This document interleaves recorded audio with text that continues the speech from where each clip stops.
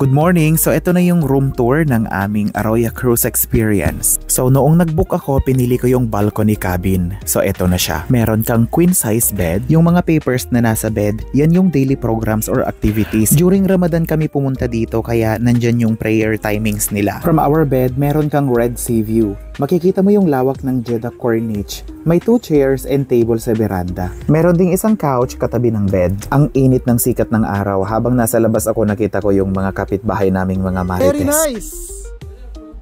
Philippines! Nasa taas kami. Tignan mo yung mga kapitbahay namin. Nandyan sila.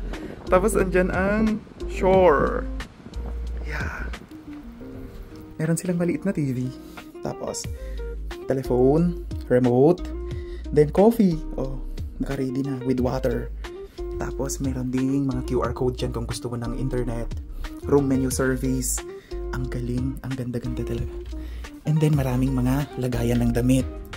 Feeling ko lang pag magtutur tayo, papuntang Egypt, pwedeng-pwede rin dito. Maliit na boat. May mga sampayan. Doon may sariling toilet. Bawat cabin. Oh, nice! What? Ang ganda. Napakalinis. Tignan mo yan. Wow. Tapos may, sabi ni Kuya kanina, 60% daw lahat ng mga staff dito, mga Pinoy. Look at the toilet, oh. Meron silang bidet. Diba? Shower. Cute. Ang ganda. Silang hair dryer. Fairness, malakas. Tapos merong ref. Mini fridge, maliit. Meron na silang USB at saka Type-C. 18 watts yung Type-C nila. Galing. Pero ako nagdala ako ng charger ko.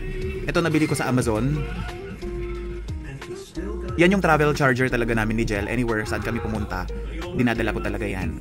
Kasi multi-charger siya. Oh, kita niyo dito yung Arroyo Cruise. Nagpintas di sampayan. Cabinet ay ito eh. O, diba? Pwede mo ganyan.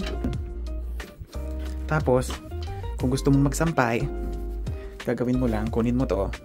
Ganyan mo. O, pag may mga nilabhan ka. O, diba? Sampayan na siya. Cute.